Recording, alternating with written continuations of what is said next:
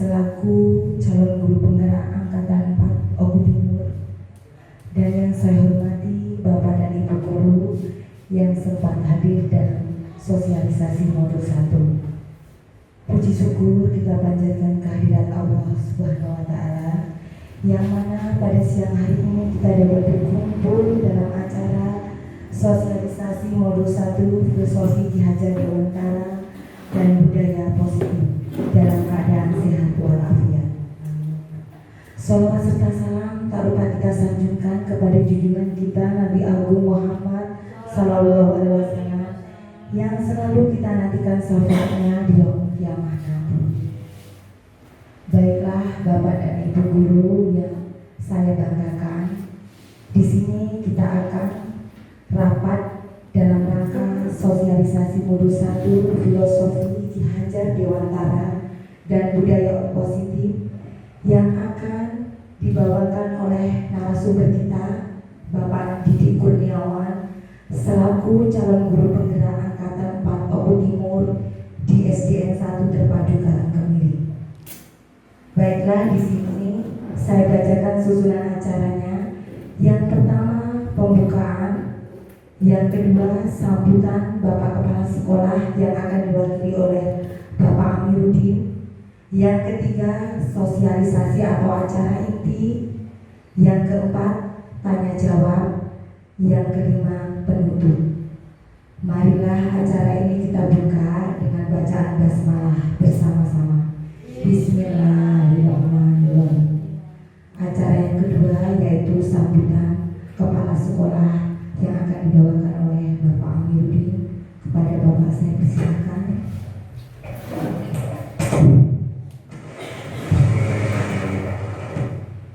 Assalamualaikum warahmatullahi wabarakatuh.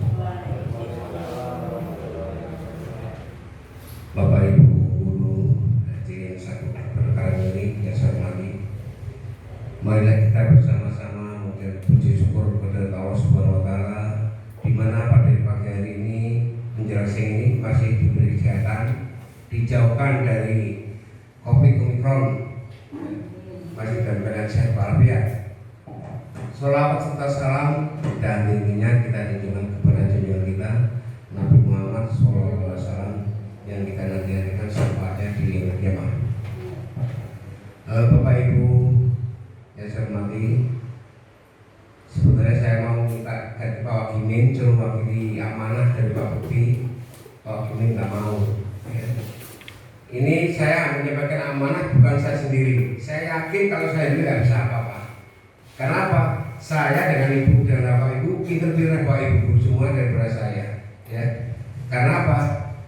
Kalau dikasih tahu mesti lebih tahu daripada aku tahu ngerti. Ya. Jadi saya hanya menyampaikan amanah yang saya sampaikan ini. Amanah dari Pak Bekti suruh membuka sosialisasi ini. Bapak Ibu suruh mengikuti apa saran-saran yang dari sampaikan Pak Didik nanti. Ya.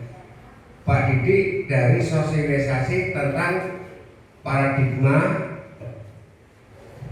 yang ada di kita tentang pengajaran Ki Hajar Dewantara, ya, tentang kebebasan anak, ya. Jadi kalau ada seperti ini, ada genap ganjil ini, ya, walaupun dalam hati kita itu senang, ya, tidak usah diutarakan karena kita itu senang, gitu, ya. Kenapa? Kalau kita mengacu pada pendidikan, pemerintah ini bertentangan dengan kebutuhan yang ada. Ya, kebijaksanaan program dengan tuntutan nggak sama, nggak seimbang. Tuntutannya menyuruh anak suruh pinter, ya, suruh dewasa bisa mandiri. Dengan adanya genap ganjil seperti ini, akhirnya terbengkelai, tertunda pelajaran yang harus selesai, harus diulang lagi. Karena apa? Dengan adanya genap ganjil, sekarang genap, ya, besok ganjil hari Rabu. Kita mulai pelajaran dari kemarin, diulang lagi, sampai selesai nggak selesai, ya. Tuh. Apa kok tanya pulangnya jam berapa? Kalau pagi tambah senang, enak saja suruh libur sekali seminggu, nggak usah belajar, seminggu masuk, nggak belajar karuan. Ada liburan sekalian. Kalau kita berganti sendiri, kita kan tanggung jawab kita kepada anak didik kita. ya. Karena kita digaji sertifikasi sekalian tanggung jawabnya itu ya, kita bertanggung jawab kita ini ya. Kalau kita mikirkan yang penting kita dibayar sertifikasi, pinter nahan awong silahkan, bodoh nahan awong, itu memang kita begitu nggak apa-apa, itu silahkan. Tapi kita sebagai manusia punya perasaan, seharusnya nggak begitu ya. Kita harus kuning sendiri, bukan hanya merasa senang. Seharusnya ini, apalagi ada seperti ini, seperti Pak Didi ini terbengkalai. Pemerintah ada program sekolah penggerak diadakan dengan banjir seperti ini. Apalagi program yang di Jakarta sekolahnya Senin, Selasa, Rabu, Kamis, Jumat, Sabtu libur. Lebih parah lagi Jakarta. Kalau kita mengikuti sama, ya. Jadi mari kita bagaimana caranya, ya kita usahakan anak itu diberi kebebasan untuk belajar. Mau belajar proyektor, video boleh, gambar boleh, cerita boleh, ya. Tidak boleh kekerasan. Dimaksud di sini kebebasan bukan bebas seperti yang saya lihat kemarin itu. Saya video kan, saya itu kan di Pak Didi ini bebas. Anak ditinggal metu, anak gojek dan ada yang tidur, ya lari-lari, itu videonya saya hapus. Saya begini berdiri ini, ya. Ya. Cukup itu saja yang pernah kita lihat. Selanjutnya jangan ulangi lah seperti itu. Jam belajar ya, kalau keluar kita ke kantor sebentar minum atau apa, ya. Kalau melihat saya sering di kantor, saya terus terang bahasa sama matematika saya gantikan Bu Neti, bahasa matematika Bu Erna, ya. Karena terus terang saya dari mulai dari dulu belum pernah mengajar bahasa dan matematika kelas tinggi.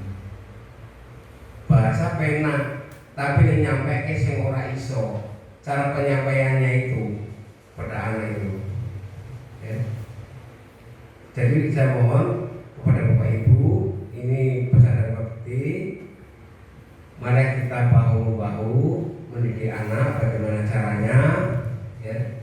Anak itu diberi kebebasan, maksudnya bebas itu bebas terukur, ya. Kalau berteriak-teriak, berlebihan, kekerasan, ya. Karena saya pernah 2 kali di sini kepala sekolah diadakan ke polisi, ya. Itu 2 kali itu ya kasusnya Pak Ahmad semua, ya. Yang satu masih famili saya, famili Ena satunya, ya.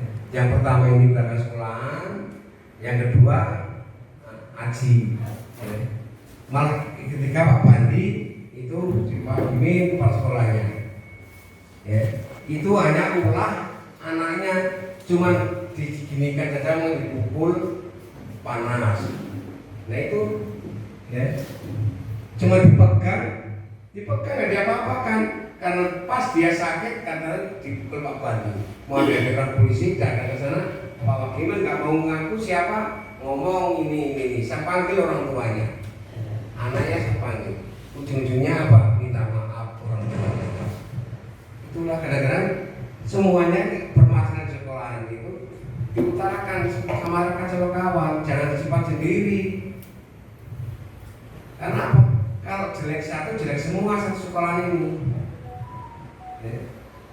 Anak saya Ali dulu, Oja dicubit. Saya tanya gurunya, nggak ada yang ngaku sama sekali. Tapi saya tebak betul, saya tanya betul, siapa aja? Ya, guru olahraga, dicubit sampai biru. Dian dulu, dicubit sininya. Berkata saya lihat tuh ini kelewatan hidupnya. Nggak ada ngaku waktu gurunya, nggak ada ngaku. Ya. Jadi hal-hal seperti itu boleh kerasa, tapi nggak sampai berbuka seperti itu. Kalau saya nyubit biasa, jewet biasa, ya. Yang sering saya jepit tangan. Saya diam, saya jepit tangan itu. Biasa saya itu.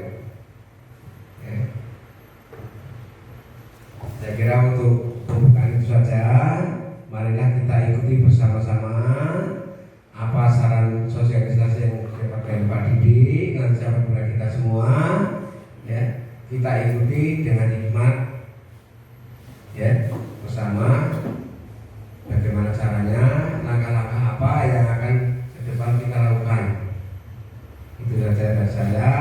Ada kurangnya saya mohon maaf kepada Allah dan Rasulnya. Saya ini wassalamualaikum warahmatullahi wabarakatuh. Baiklah, terima kasih kepada Bapak Aminuddin yang sudah memberikan bimbingan untuk kita semua. Semoga dapat bermanfaat dan kedepannya kita menjadi guru yang aktif, kreatif, dan lebih baik lagi, dan menjadi guru yang bisa dibanggakan kepada peserta didik kita. Amin. Acara yang ketiga yaitu acara inti yang akan dibawakan oleh Bapak Didi selaku calon guru penggerak angkatan keempat Oku Timur. Kepada Bapak Didi, saya persilahkan. Assalamualaikum warahmatullahi wabarakatuh. Yang saya hormati Kepala SD Negeri 1 Terpadu Karang Kemiri, yang saya dalam hal ini diwakili oleh Bapak Aminuddin. Yang saya hormati Bapak Ibu, baik pendidik maupun tenaga kependidikan SD Negeri 1 Terpadu Karang Kemiri. Yang pertama dan yang paling utama, marilah kita panjatkan puji syukur kepada Allah Subhanahu wa Ta'ala, karena pada siang hari ini kita senantiasa diberikan rahmat, hidayah serta inayah sehingga dapat bertemu melaksanakan tugas kewajiban kita sebagai pendidik, dan pada hari ini juga dilaksanakan pengibasan modul 1. Saya sebagai calon guru penggerak angkatan 4 Kabupaten Oku Timur tentang filosofi Gajah Dewantara dan budaya positif dalam keadaan sehat walafiat. Selawat serta salam kita sajukan ke Nabi Agung Muhammad SAW yang telah menuntut umatnya dari alam jahiliyah menuju alam yang terang benderang ini. Semoga kita semua sebagai pendidik yang hadir pada hari ini mendapatkan syafaatnya di yaumil akhir nanti. Amin ya rabbal alamin. Bapak Ibu sekalian, izinkan saya mengimbaskan pendidikan guru penggerak selama kurang lebih 1,5 bulan dari lamanya waktu 9 bulan, yang dalam hal ini adalah tentang filosofi Gajah Dewantara dan budaya positif. Tentunya saya bukan orang pintar, tetapi pada kesempatan ini saya diberikan oleh Allah Subhanahu wa Ta'ala untuk mempelajari lebih dahulu dari Bapak Ibu, dan pada akhirnya nanti Bapak Ibu juga akan mendapatkan kesempatan yang sama, terutama yang masih muda di angkatan-angkatan berikutnya. Dan alhamdulillah juga sekolah kita termasuk pada angkatan kedua ini lulus sebagai sekolah penggerak. Nah, dalam modul 1 ini Bapak Ibu kita belum masuk di pembelajaran yang berdiferensiasi. Pada modul 1 ini kita baru di konten apa sih pendidikan itu, kemudian bagaimana sih menciptakan suasana budaya dalam satuan pendidikan. Maka oleh sebab itu izinkan Bapak Ibu kurang lebih selama 30 menit saya menyampaikan tentang filosofi Gajah Dewantara dan budaya positif yang mudah-mudahan nanti akan berdampak pada mutu pendidikan di sekolah kita maupun berdampak kepada anak didik kita sehingga lebih baik lagi dalam mengikuti proses pembelajaran. Mohon izin Bapak Ibu ya, saya izin berdiri.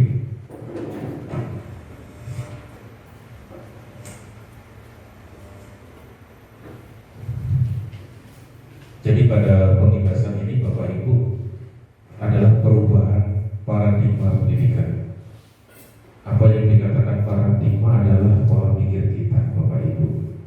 Saya harapkan nanti kita merefleksi diri. Hal-hal yang kira-kira kurang tepat kita tinggalkan. Hal-hal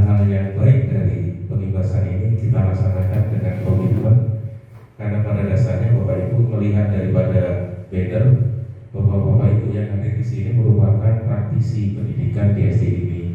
Kemudian nanti akan dibentuk komunitas pembelajar di kelas sebagai tidak lanjut dari sekolah penggerak. Cobalah Bapak Ibu buka, pejamkan mata Anda dan kepalkan tangan. Kemudian bayangkan bahwa yang Anda genggam adalah sesuatu yang sangat berharga dalam hidup Anda. Dalam genggaman itu adalah kuasa Bapak Ibu sebagai pendidik di sekolah mau dikemanakan anak-anak kita di dalam kelas, dan pada akhirnya nanti akan menghasilkan lulusan-lulusan anak-anak yang berkualitas.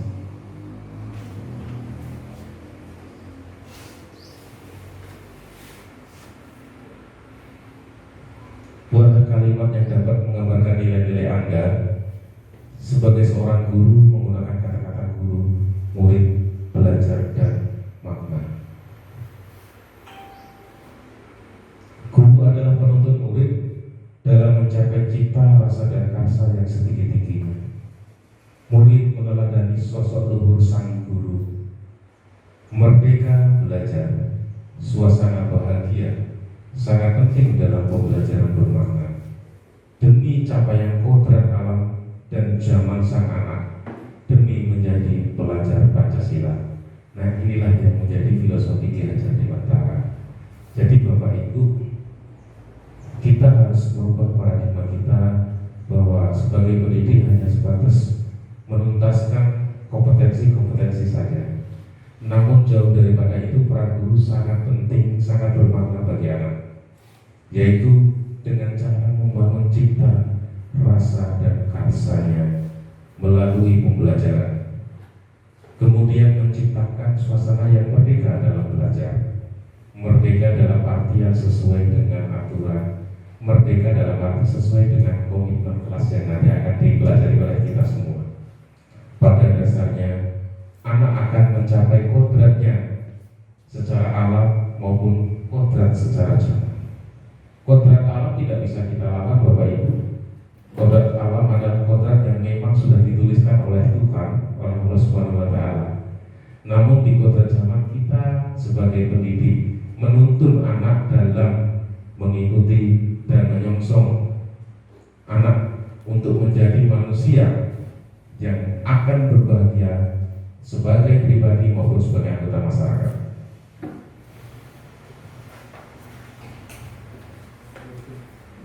Pendidikan adalah menuntut segala kodrat anak agar mereka dapat mencapai kebahagiaan yang setinggi-tingginya, baik sebagai manusia maupun sebagai masyarakat. Ini adalah filosofi Ki Hajar Dewantara. Sekarang pertanyaannya, apakah seluruh anak di kelas kita ketika datang ke sekolah saja mereka menemukan kebahagiaan? Tidak perlu kita dijawab Bapak Ibu ya. Ibu, Bapak Ibu bisa menjawab dalam diri Bapak Ibu. Ada yang sudah terpenuhi, ada yang belum. Ada yang siap, ada yang belum siap. Nah, yang belum siap ini menjadi tugas kita Bapak Ibu. Karena jelas dalam satu kelas murid itu ada yang 20, 21 bahkan lebih, dengan berbagai persona, berbagai kondisi saat mereka datang ke sekolahan. Sehingga diharapkan dengan adanya sosialisasi ini Bapak Ibu lebih peka lagi untuk mengidentifikasi itu, sehingga anak ketika dalam proses belajar itu lebih siap, lebih berbahagia, lebih merdeka dalam belajar. Menuntun anak dalam mencapai kebahagiaan setinggi-tingginya, baik sebagai manusia maupun sebagai anggota masyarakat. Ini tugas kita Bapak Ibu, dengan berbagai kemampuan anak. Tidak bisa seluruh anak kita paksakan sama. Tidak bisa kita paksakan seluruh anak cerdas. Dia akan mencapai titik kodratnya masing-masing. Hanya peran guru adalah menebalkan garis-garis halus dalam kodratnya. Ki Hajar Dewantara menolak bahwa anak itu ibarat gelas kosong. Ki Hajar Dewantara menolak bahwa siswa adalah sebuah kertas putih. Karena dalam karsa yang maha kuasa, anak itu sudah ada garisan yang nantinya mau jadi apa. Hanya kontrol, hanya peran gurulah yang sangat esensial, urgent dalam menuntun anak mencapai kebahagiaannya. Kalau memang garis halusnya itu ke arah negatif, ya dihapus. Tapi kalau garis halusnya di arah positif, fungsi guru untuk menebalkan garis tersebut sehingga membentuk sebuah kekuatan dalam kebahagiaan anak. Nah, inilah peran pendidik dalam filosofi Ki Hajar Dewantara. Outputnya adalah ketika mereka berbahagia baik sebagai pribadi maupun sebagai masyarakat. Kaya, miskin, cerdas, sedang itu adalah kodratnya. Tetapi dalam proses ini pendidik harus bisa menuntun anak mencapai kebahagiaannya. Berkecukupan bisa menjadi bahagia, bisa tidak, tergantung bagaimana anak mencapai ke posisi kodratnya di masyarakat. Nah, inilah peran Bapak Ibu setelah mempelajari tentang filosofi Ki Hajar Dewantara, yaitu tentang kontrol.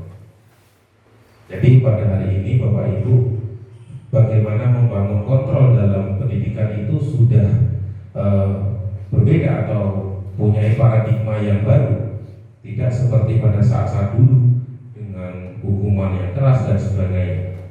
Teori kontrol adalah teknik dan strategi mengatur tingkah laku manusia yang membawa kepada penyesuaian dan ketaatan pada aturan.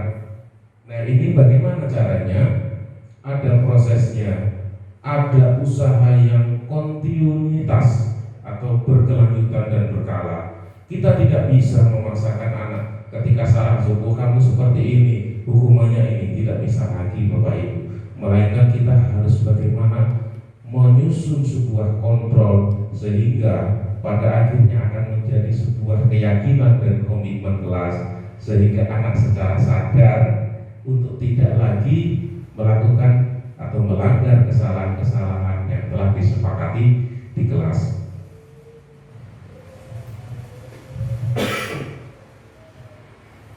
Industri kontrol Bapak Ibu, guru mengontrol siswa, bahwa semua penguatan positif selalu efektif dan bermanfaat, bahwa kritik dan membuat orang merasa bersalah dapat menguatkan karakter, bahwa orang dewasa memiliki hak untuk memaksa. Ini adalah industri kontrol, sehingga Bapak Ibu, saya harapkan untuk bisa mengikuti proses seperti ini.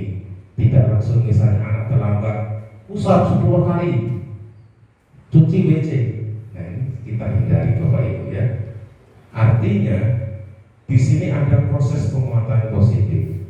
Nanti akan saya tunjukkan videonya bagaimana penanganannya sehingga anak tidak mengulangi lagi dengan berbagai masalah. Tentunya bukan perkara yang mudah, apalagi anak itu memiliki karakter yang sangat kuat dari sisi negatifnya.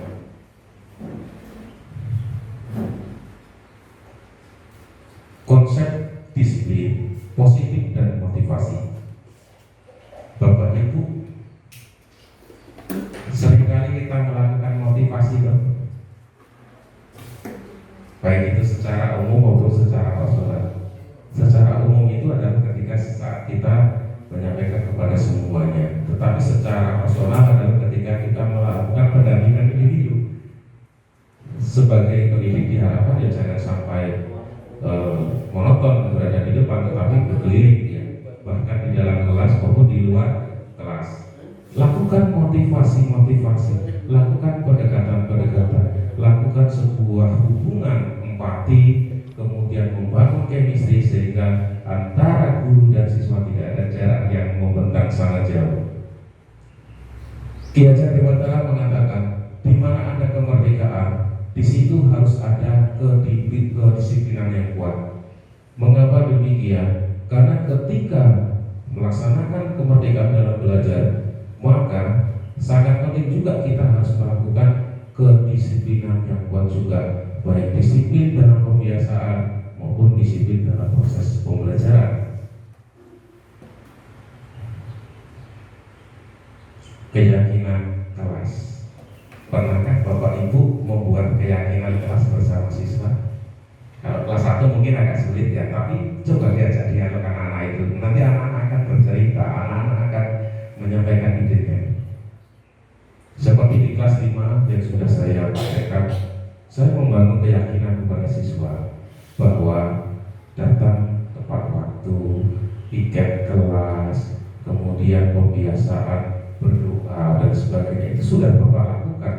Ya, di sini perlu sekali adalah strategi di dalam kontrol, di dalam membangun keyakinan kelas, sehingga nanti anak-anak secara mandiri, secara tanggung jawab melaksanakan itu tanpa ada gangguan, tanpa ada hambatan lagi.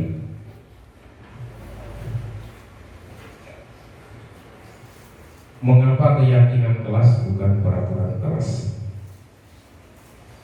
Karena keyakinan kelas adalah nilai kebajikan atau prinsip universal yang disepakati bersama antara guru dan kelas. Misalnya kalau mengganggu temannya, memukul temannya, buat kesepakatan dengan anak. Kira-kira kalau ada teman yang mengganggu teman yang lain, diapakan, apa yang harus dilakukan? Buat kesepakatan itu Bapak Ibu. Ketika terjadi kesepakatan, dicatat, nanti dibuat dan ditempelkan dalam kelas. Nah, ini sangat bermakna, sangat menjadi sebuah kekuatan daripada peraturan kelas. Kalau peraturan kelas kan yang nyusun Bapak Ibu ya. Nah ini, jadi Bapak Ibu, mari bersama-sama kita lakukan membuat keyakinan itu dengan kesepakatan bersama siswa. Tentang apapun, nanti anak-anak akan menyampaikan, Pak, si kain ini. Nah, nanti timbullah sebuah kesepakatan. Nah, mari Bapak Ibu kita bangun dan sebagainya. Dan tolong Bapak Ibu, setelah ada pengibasan ini tidak ada lagi dari kita semua melakukan kekerasan fisik, apalagi kekerasan verbal.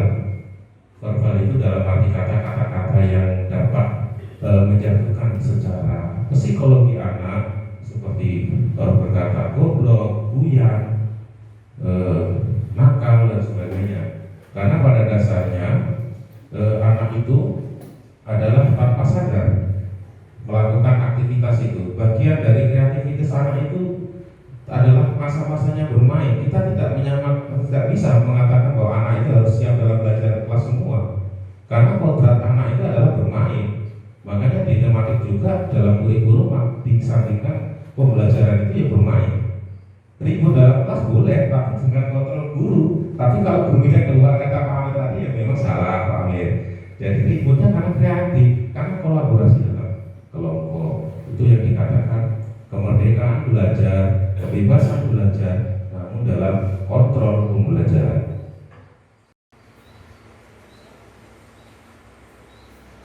Nah, kita amati dan pahami Bapak Ibu, ini adalah contoh ilustrasi hukuman. Hukuman yang sedemikian ini mudah-mudahan tidak ada lagi di kita, karena ini merupakan sangat-sangat berdampak kepada psikologis anak, sehingga anak dengan kodrat yang cerdas ketika mendapat seperti ini, dia tidak akan optimal, maksimal dalam belajar. Nah ini makanya sekarang Bapak Ibu gawanannya itu gawanannya itu baik, presenter itu, sehingga kalau di kelas ini untuk media, bukan lagi untuk duduk bocah kan seperti itu. Dan kalau saya temukan di sini tidak ada lagi itu sosok guru-guru tahun 90-an ke bawah lah, yang garisanya sampai patah garisan kayu itu. Makanya oleh Kementerian Pendidikan dan Kebudayaan paradigma baru ini, sebenarnya ilmu ini Bapak Ibu dari Ki Hajar Dewantara ini lebih dulu Bapak Ibu dapatkan, karena Bapak Ibu produk dari SPG, produk kurikulum lama, yang dimana memanusiakan manusia sesungguhnya itu adalah tujuan dari pendidikan. Nah ini Bapak Ibu konsep disiplin dan hukuman. Kalau disiplin dia memberikan alternatif positif. Kalau hukuman langsung ya, jangan tidak boleh. Nah, tapi kalau memberikannya kamu mukul temanmu, bagaimana perasaan temanmu? Sakit Pak. Nah, jangan diulangi lagi dengan teman. Tanamkan kasih sayang baik kalimatnya daripada tidak boleh, jangan, nakal kamu, dan sebagainya. Kemudian teratur, berkelanjutan, konsisten, dan bertekad pada proses, di mana berorientasi pada instruksi.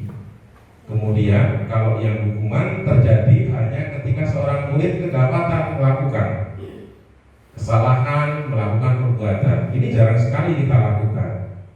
Nah, mari kita bersama-sama membangun diri. Makanya komunitas praktisi nanti, ayo bareng-bareng apa yang harus kita lakukan dalam membangun budaya positif.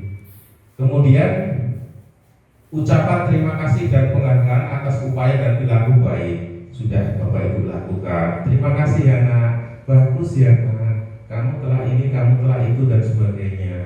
Kalau hukuman, dia hanya bereaksi kasar terhadap perilaku buruk saja.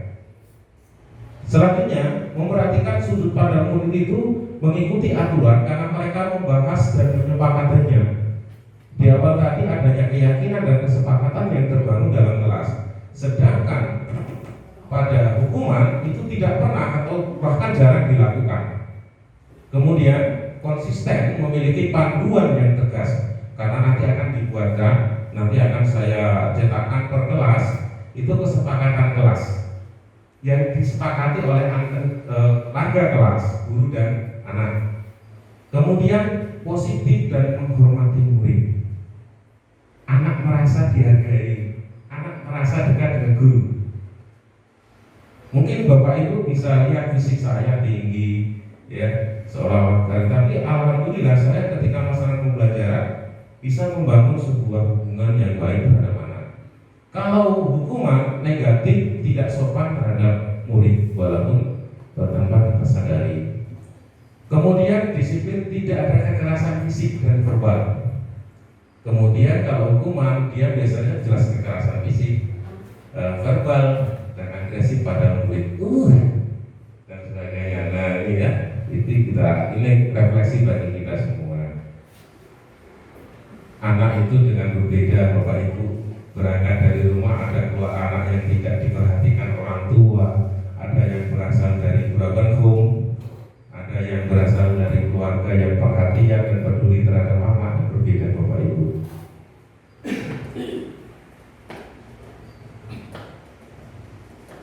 Nah inilah Bapak Ibu contoh kesepakatan kelas. Terbentuk 7 bisa lebih. 1, cuci tangan saat masuk ruang kelas. Sepakat anak-anak, sepakat Pak, sepakat Bu. 2, angkat tangan jika ingin mengajukan pertanyaan. Jadi nanti anak terbiasa kreatif. Saya Bu, saya Pak. Kemudian selalu bersikap sopan, baik dan peduli. Aktif dalam proses pembelajaran di kelas, selalu datang tepat waktu, selalu membawa bekal dari rumah, kemudian menjaga kebersihan kelas dan lingkungan sekolah, berdoa sebelum dan sesudah belajar. Ini banyak yang sudah dilakukan Bapak Ibu, hingga kita di pembebasan itu perlu menguatkan kembali saja, perlu bersama-sama untuk merefresh apa yang telah kita laksanakan dan apa hal yang belum dilaksanakan kita tambahkan nantinya.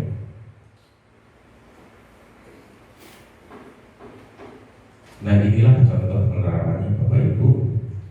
Mencuci tangan, piket, kemudian kerja bakti ataupun gotong royong kebersihan, kemudian suasana belajar di kelas yang gembira, membahagiakan. Di situ ada karya-karya anak yang kita pajang, hasil-hasil anak yang kita himpun. Karena Bapak Ibu bocoran ketika kita melaksanakan juga sekolah penggerak, setiap kelas itu harus nanti menampilkan panen karya anak. Jadi pembelajaran itu banyak sampai pada project based learning, kita menghasilkan sebuah produk-produk baik itu bernilai ekonomi maupun bernilai pada pembelajaran.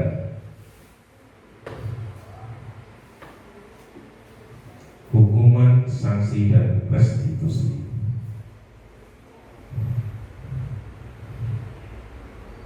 Dalam menjalankan keyakinan tidak akan berjalan dengan lancar. Pasti ada tantangannya dari kita sebagai pendidik Bapak Ibu, di mana setiap program akan menemukan masalah.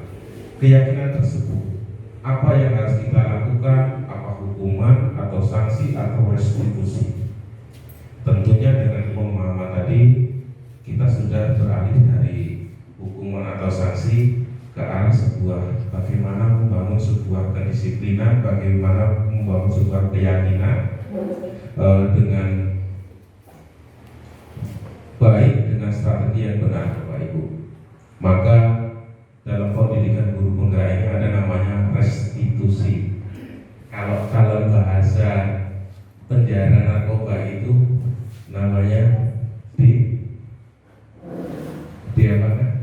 rehabilitasi. Kalau dalam bahasa sederhana kita pulihkan. Bagaimana pemulihannya? Yaitu dengan menggunakan segitiga restitusi, Bapak Ibu.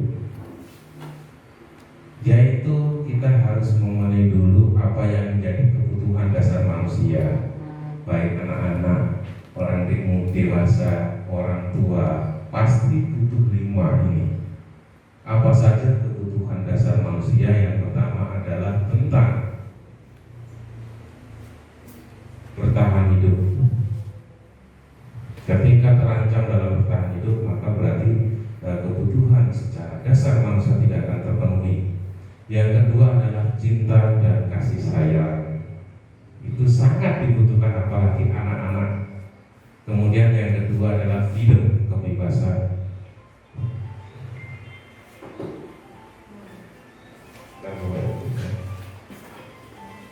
Kebebasan ini sudah dijelaskan di awal tadi.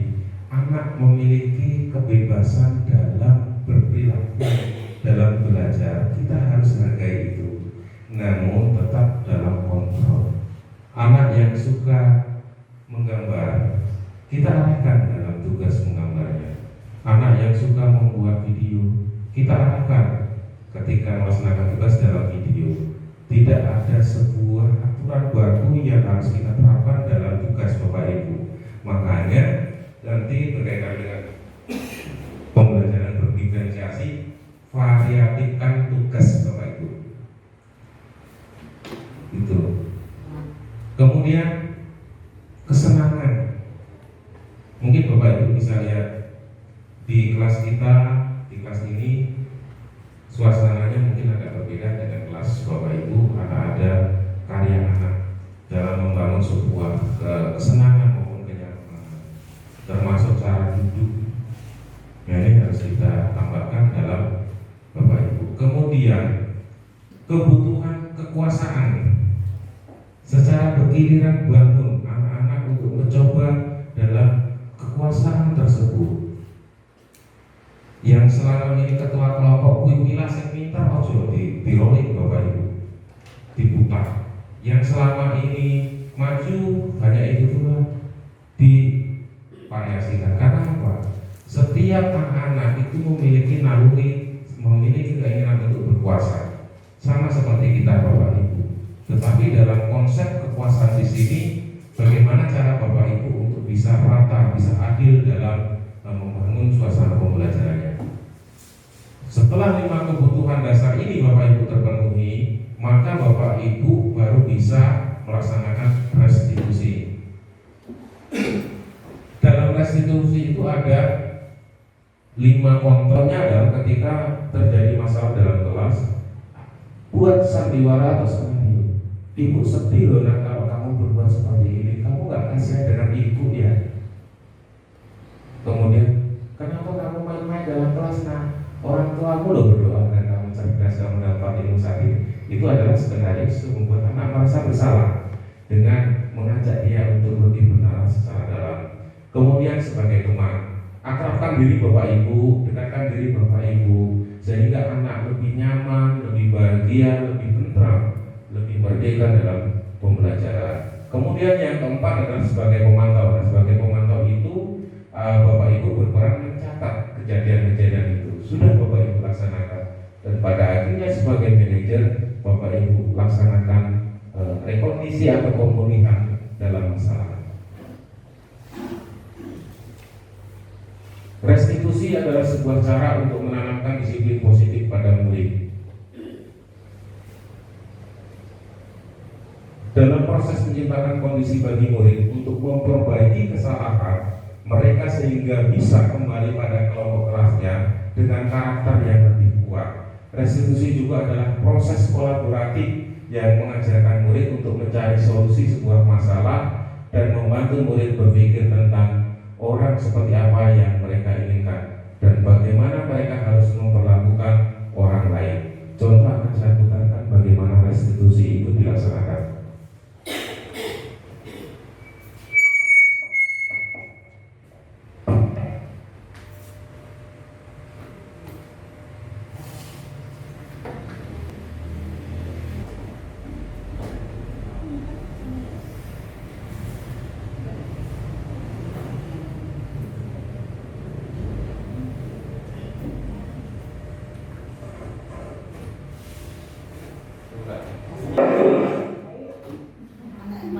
Ini tahu nggak kalau panggil kenapa? Jadi menstabilkan identitas itu adalah menanyakan apa yang dia lakukan. Jadi tidak masuk sekolah selama 3 hari, ya. Kenapa tidak masuk sekolah? Main sampai lalu malam. Pembahasan itu tidak salah, dia sakit supaya bisa tadi waktu ya, waktunya sekolah. Kita kan sudah bersepakat tadi berkaitan dengan pembelajaran di matematika ini toh. Nah, apa saja kesepakatan kita?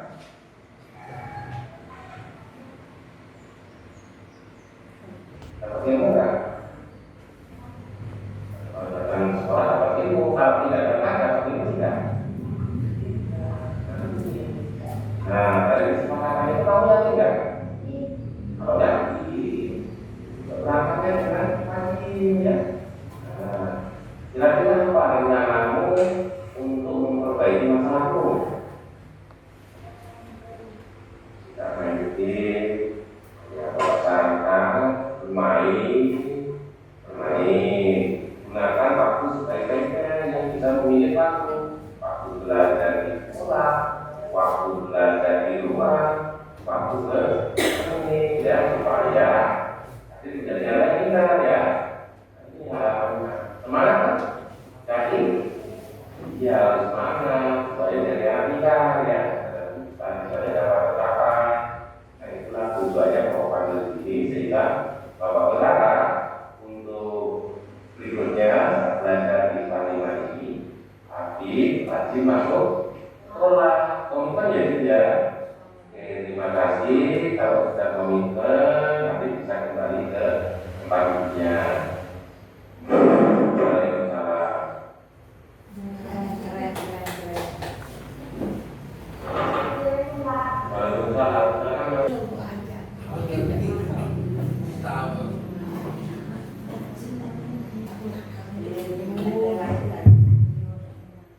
Saya yakin Bapak Ibu sudah melaksanakan. Mungkin beberapa yang ditambahkan adalah ketika kita melakukan restitusi itu tanpa diketahui siswa yang lain Bapak Ibu ya, sehingga anak pun lebih dia berani bercerita, lebih berani ke dalam lagi bagaimana memperbaiki dirinya. Memang Bapak Ibu paham ketika anak adik itu kan dalam kondisi memang fokus belajarnya masih perlu banyak ditingkatkan, kehadirannya masih perlu banyak dimotivasi. Nah inilah salah satu. Apakah berhasil? Belum tentu. Tetapi kontinuitas, konsistensi pendidik itu sangat dibutuhkan dalam membangun budaya positif di sekolah kita ini, Bapak Ibu. Jadi Bapak Ibu bisa mulai dari bagaimana sebuah anak itu menyadari kesalahannya, kemudian bangun keyakinannya, apa yang menjadi kesepakatan dan keyakinan kelas di awal.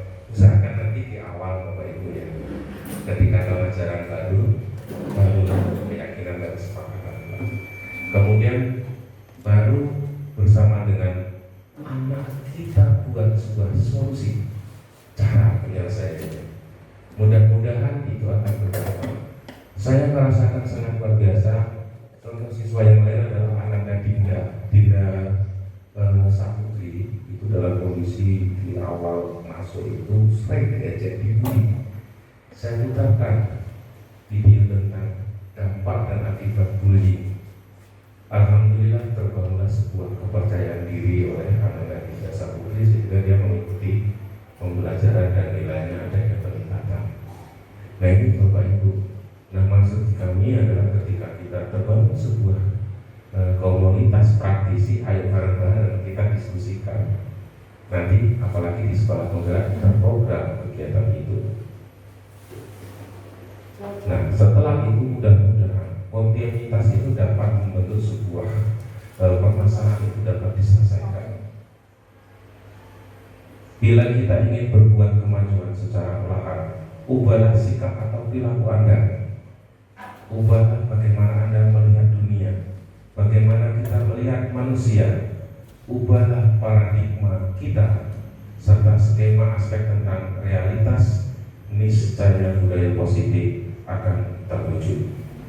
Ini adalah contoh literasi dari tujuan daripada tempat pembelajaran masa depan yang harus kita bangun Bapak Ibu. Kira-kira kalau sekolah kita seperti itu, anak-anak gimana? Saya yakin betah sekolahnya. Karena mereka akan nyaman, akan merasa terkesan dalam pembelajaran. Ini bisa kita laksanakan dengan anak, bisa dilaksanakan dengan wali murid. Kita ajak untuk berpartisipasi, karena nanti di sekolah penggerak itu juga ada warga kelas yang melibatkan orang tua. Ini contoh yang lain.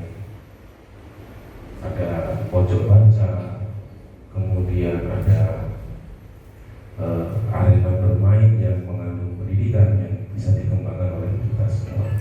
Tentunya kekuatan dari setiap warga sekolah sangat penting untuk menciptakan dan mewujudkan hal tersebut. Sekian dan terima kasih itulah yang bisa saya sampaikan pada Singkatan modul 1 ini. Untuk tahapan berikutnya mari kita diskusikan hal-hal yang Bapak Ibu bisa tanyakan dan nanti akan kami jawab. Apabila tidak bisa dijawab, kami jadikan sebagai PR untuk diselesaikan dan dijawab untuk waktu berikutnya. Kami persilahkan kepada Bu Hena untuk melanjutkan rangkaian acara ini. Saya kira wassalamualaikum warahmatullahi wabarakatuh. Terima kasih kepada Bapak Didi yang telah membimbing dan memberikan ilmunya dan membuat kita menjadi termotivasi menjadi guru yang lebih baik dan guru yang hebat untuk anak peserta didik kita. Baiklah, acara selanjutnya yaitu tanya jawab. Silakan untuk Bapak dan Ibu yang ingin bertanya tentang modul 1 yang telah disampaikan oleh Bapak Didi. Bapak Ibu, saya persilahkan. Silakan Bapak Ibu. Semuanya tanpa terkecuali.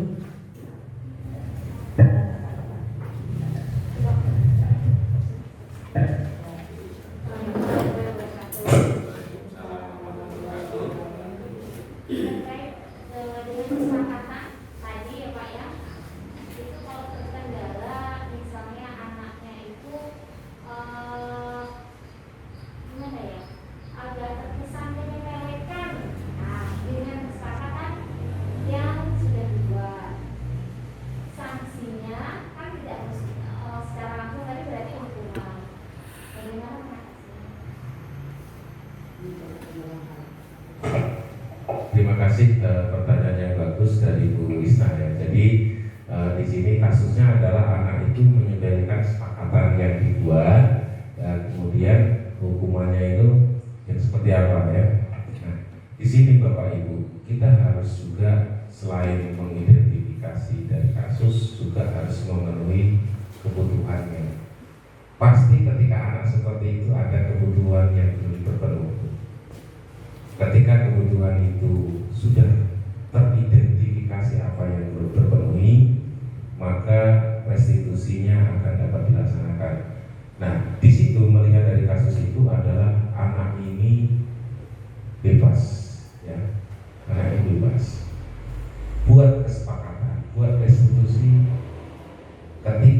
bebas, bisa masuk menggunakan kontrol merasa bersalah. Contohnya begini, kalau dia melanggar kesepakatan tidak boleh mengganggu temannya, buat dia merasa bersalah, buat dia seolah bagaimana jika kamu yang dijahili kawanmu. Itu salah satunya. Yang kedua, bisa dengan cara pemberian hukuman. Kami kalau melaksanakan melanggar dari peraturan, misalnya contohnya adalah tidak berdoa atau tidak datang dengan rajin, itu bisa diberikan hukuman. Hukumannya yang edukatif, sehingga terjadi sebuah proses perenungan dalam dirinya, mengembalikan di keyakinan, diajak ngobrol dengan bahasa lagi kelas bawah. Kan kita sudah buat kesepakatan, kalau kamu langgar terus, ya, nanti bapak dan ibu, hukumannya misalnya nyanyi, misalnya bercerita dan sebagainya. Maka dia akan merasa, oh ada hukumannya, oh saya kalau seperti ini bersalah. Nah, dicoba yang seperti itu. Saya yakin sekali belum tentu bisa memulihkan atau bisa memperbaiki apa yang dia lakukan. Karena begini Bapak Ibu, karakter itu sangat sulit untuk kita bangun. Tetapi dengan konsistensi, dengan kontinuitas, mudah-mudahan ada progres yang sangat positif. Saya menyadari kok, contohnya misalnya di kelas kita kan seorang pendidik mengidentifikasi bagaimana karakter atau perilaku anak ini. Ada yang luar biasa, ada yang sesuai dengan harapan di awal pembelajaran. Nah, ini menjadi sebuah tantangan dari kita. Dicoba Bu Risna dengan strategi-strateginya, direncanakan, ya, segitiga restitusinya dari mulai identifikasi masalahnya, mengapa dipanggil. Bapak lihat misalnya di olahraga, kamu lempar kawanmu, kata guru olahraga, kan seperti itu. Tapi dengan waktu yang berbeda, misalnya pas kalau apalagi kelas 1 ya, misalnya ditinggal kanan balik sama nangis katakan, ini perlu lebih lagi, lebih dekat lagi. 5 kontrol tadi bisa diterapkan mana yang cocok sesuai dengan identifikasi. Nanti akan saya bagikan di grup untuk materi ini, kemudian bisa kita diskusikan di komunitas praktisi kasus-kasus itu. Nah, itulah yang bisa saya jawab Bu Risna. Nah, nanti juga kalau misalnya itu memang fakta di kelas Bu Risna, ayo kita lakukan sebuah tindakan ataupun tindak lanjut. Karena saya yakin setelah itu nanti ada edukasi bagi diri kita sebagai pendidik, bagaimana memperbaiki, merestitusi sebuah kasus-kasus dalam kelas, dan mudah-mudahan nanti berdampak pada kekayaan kemampuan kita dalam menyelesaikan masalah-masalah. Saya yakin setiap kelas pasti ada yang, apalagi tadi saya di kantor senyum-senyum dari Buta, Bu Risna cerita sendiri, anak ini dengan ini, kasus ini. Nah, itu menjadi bahan kita. Memang perlu sebuah niatan dari diri kita. Kalau tugas kita cukup ngajar wis, ya tidak sampai di titik itu.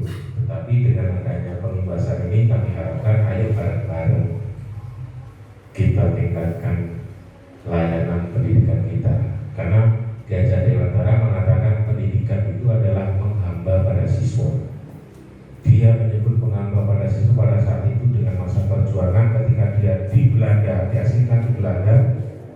Saking dia itu fokus pada sebuah pekerjaan, anaknya itu ingin kasih sayang sampai ditaruh di luar itu dengan kondisi tidak sadar bahwa di Belanda memiliki 4 musim, saat itu musim salju. Ketika tersadar bahwa anaknya ditaruh di luar, dibawa masuk dengan mulut yang sudah membiru dengan menggigit, maka Gajah Dewantara sampai berujar, "Kowe tak mulia no." Maka disitulah dia menanamkan bahwa pendidikan itu adalah menghamba kepada anak, bahwa pendidikan itu adalah memuliakan walaupun anak wong Bapak Ibu. Nah, inilah yang harus kita kembalikan atau kita jadikan sebuah paradigma baru.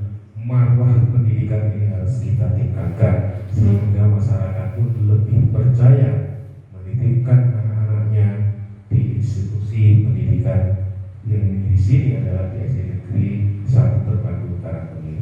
Itu yang bisa saya jawab. Tulisnya bagaimana tulisnya? Nanti dicoba bareng-bareng ya untuk kasus itu, sehingga ada umpan balik, ada tindak lanjutnya. Mungkin ada yang lain, Bapak Ibu? Ya, Pak Wakil. Ini Pak Didik ya, kami juga minta apa ya, kesepakatan dari Pak Didik, apakah tindakan saya benar atau tidak. Itu pernah anak itu terjadi waktu berdoa. Saya tandaskan berdoa itu harus semuanya harus ikut berdoa, terkecuali beragama Muslim. Dia berdoa sendiri. Tindakan saya itu benar apa salah? Saya sendiri berdoa sendiri sesuai dengan doa yang diucapkan yang sudah. Memberikan hukuman. Jadi kontrolnya sebagai penghukum berdoa sendirian. Nah, ini. Jadi saya kembalikan kepada konsep restitusi. Saya pernah juga melaksanakan sebelum di guru penggerak seperti itu. Wah, anak ini ketika malah ngobrol. Ketika doa selesai, coba sih ya ulangi doa. Nah, itu adalah kontrol sebagai penghukum. Nah, di segitiga restitusi Pak Wakil yang perlu dievaluasi ini bukan kita membicarakan salah benar, karena tadi di awal bahwa kontrol itu seorang guru itu mengontrol siswa. Nah, tetapi dalam restitusi itu ada proses tadi. Nah, dipanggil,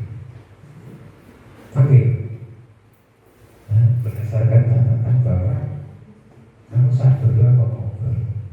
Kenapa kok ngobrol? Nah, nanti dia menyampaikan apa yang dia rasakan. Kalau bisa langsung Pak Wakil ya, kalau anak pulang dia tidak direstitusi sehingga tidak lupa apa yang terjadi. Biasanya dia ngobrol itu tanpa sadar, perilakunya itu tanpa kontrol, itu adalah mata anak loh Pak.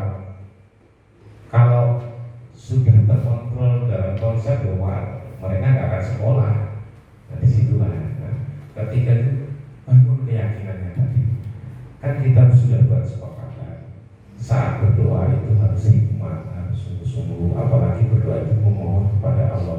Kowe nek njaluk duit karo mamamu guyon, sangoni ora, kan gitu.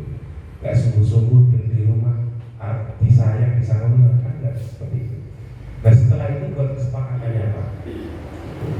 Jadi di restitusi itu lebih cenderung kepada sebuah komitmen ketika memperbaiki sebuah kasus itu adanya kesepakatan dengan anak.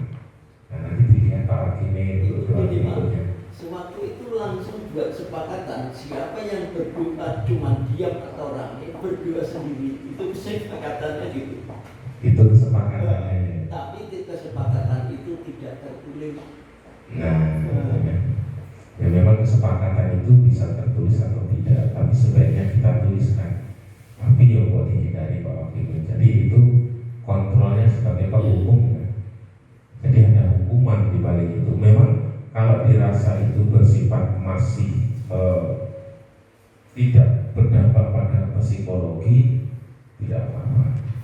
Tapi keuntungannya ini Pak, untuk selanjutnya dia itu terus ikut berdoa. Takut kalau doa sendiri nanti seolah-olah doa saya ini benar atau salah, keliru atau tidak. Nah itu akhirnya dia itu tidak berulang kembali. Apalagi kalau Pak Wakil sudah menekankan pada mahrotnya, ya, pada tajwidnya, siswa lebih jelas lagi kan gitu. Kalau saya menanggapi, kalau hukuman berdoa lagi masih rasional, masih bisa dilakukan Bapak Ibu. Tetapi kalau hukumannya sampai pada hukuman verbal, itu kita hindari. Apalagi hukumannya sampai menghapus, nah itu tidak boleh lagi ya Bapak Ibu ya. Se-emosi kita yang lebih baik untuk si istighfar tapi beda. Ya, itu Pak Hakimin ya. Kalau sudah kesepakatan ya nggak masalah, karena lebih tanggung jawab. Maksud saya gini Pak, supaya menanamkan bahwa berdoa itu sangat penting, tidak main-main, tidak hanya berdoa diam dalam hati, tapi kalau orang non Muslim saya nggak tahu doanya gimana. Itu yang jelas yang Muslim. Ya. Itu seperti itu. Ya bagi orang Muslim kan cukup dia dengan posisi tenang itu sudah masuk Pak, karena ya dia nggak mungkin akan bersuara sendiri dengan bahasa agamanya. Seperti saya di kelas 4 ini kan ada 2 yang Muslim seperti itu. Jadi Pak Hakimin perlu mungkin ditambahkan ketika nanti dibuat saja kesepakatan kelas itu tertulis, nanti ditulisi pakai spidol, nanti kan pakai banner ya, nanti ke kelas itu pakai banner ditulis spidol yang bukan permanen, yang secara per tahun bisa ganti. Itu menurut saya Pak Hakimin mungkin ada dari Bapak Ibu yang bisa memberikan penguatan solusi tentang kasusnya Pak Hakimin. Silakan Pak Hujan, ada mantul Bapak yang di luar. Bagaimana Pak Hakimin? Kira-kira sudah ada gambaran? Tapi itu maksud saya ini Pak, hukuman saya itu membuat anak positif apa negatif dulu? Kalau hukuman itu masih bersifat positif Pak, masih bersifat positif karena mengulangi berdoa dengan tujuannya adalah hikmat, sungguh-sungguh itu sangat baik, sangat positif. Iya. Ya. Mungkin ada lagi Bapak Ibu atau sudah cukup Pak Alan? Silakan. Assalamualaikum warahmatullahi wabarakatuh. Waalaikumsalam warahmatullahi wabarakatuh. Saya yang pertama mengenai bullying dari Pak. Kan waktu di kelas 4 memang saya melihat di masa itu istilahnya bertemannya itu susah gitu. Jadi dihindari teman-temannya untuk berteman. Nah selanjutnya di kelas 6 juga ada kelas 6B, namanya kalau nggak salah Ringgi Setiana Putri. Waktu itu ada buku saya kan hanya 10, dan siswanya itu sebenarnya 24 kalau saya. Kan berarti gurunya bukan. Saya suruh untuk menggabung, dan kebetulan Ringgi itu tidak mendapatkan buku. Saya suruh gabung dengan teman. Nah, temannya ini semua dari satu kelas itu tidak ada yang bersedia atau mau. Bapak Ibu itu sangat berdampak luar biasa, terutama bagi anak yang mendapatkan bullying. Dan di kasus ini Pak Alan sebagai guru olahraga dalam satuan pendidikan SD itu ada guru kelas. Nah, langkah pertama kolaborasi dengan guru kelas, bangun keyakinan untuk mengedukasi bagaimana dampak bahayanya tentang bullying.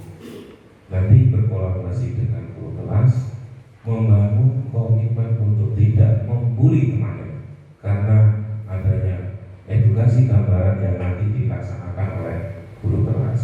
Kemudian berkolaborasi membiasakan setiap kegiatan pembelajaran itu berkolaborasi.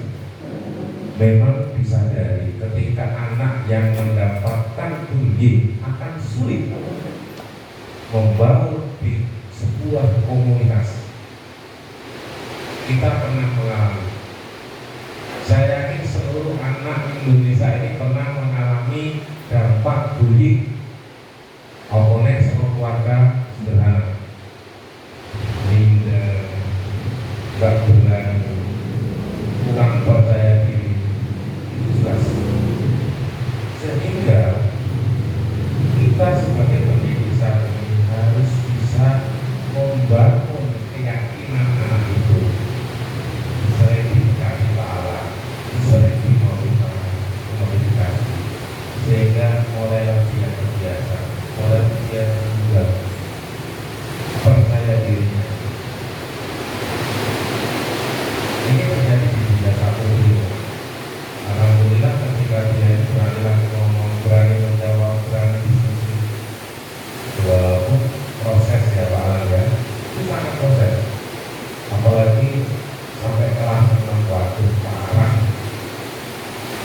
berarti keteledoran kita Bapak Ibu.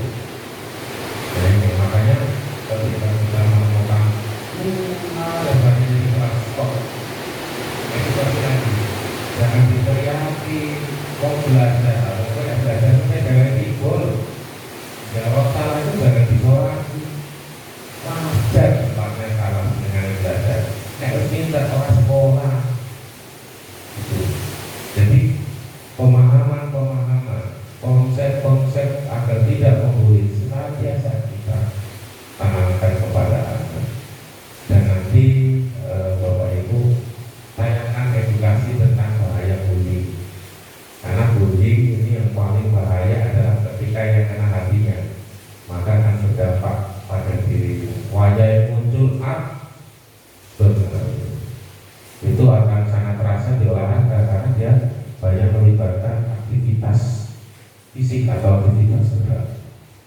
Itu salah satu solusi-solusi Pak Alan. Jadi kolaborasi, bangun kepercayaan anak itu tentunya bukan hal mudah, sekali, dua kali, tiga kali, terus kontinuitas sehingga terbangunlah sebuah kepercayaan diri. Bahkan berikan stimulus sugesti yang sangat kuat. Guru itu ibaratnya sebuah fasilitator, baik itu secara keilmuan umum maupun secara spiritual. Sugesti bangun itu nah, coba kalau misalnya kita diberikan sebuah semangat oleh seorang guru, pasti rasanya saya merasa diperhatikan, saya merasa saya oleh guru itu. Coba dengan itu sekian mungkin yang bisa saya jawab Pak Alan ya. Silakan Bapak Ibu. Udah 12 ya. Ya bisa kita lanjutkan lagi karena Bapak Ibu ini judulnya adalah komunitas praktisi, berarti membuka momen, membuka waktu bahwa ke depan ini loh yang kita sudah harus masuk laksanakan. Mengantongi saya sangat terbuka, saya juga akan berdiskusi dengan Bapak Ibu tentang hal-hal yang demikian. Mungkin bisa dilanjut di acara berikutnya, Bu ya.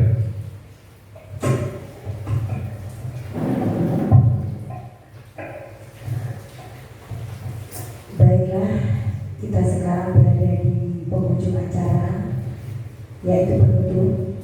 Sebelum acara kita tutup, saya mengucapkan banyak terima kasih kepada Bapak dan Ibu guru yang sudah mengikuti acara pengimbasan modul 1 yang dibawakan oleh Bapak Didik Kurniawan. Dan terima kasih juga kepada Bapak Didik selaku narasumber atas ilmunya, bimbingannya untuk kita semua. Semoga ilmu yang diberikan oleh Bapak Didik dapat bermanfaat untuk kita semua. Amin ya rabbal alamin. Baiklah, acara kita tutup dengan membaca hamdalah bersama-sama. Alhamdulillah. Saya akhiri. Assalamualaikum warahmatullahi wabarakatuh.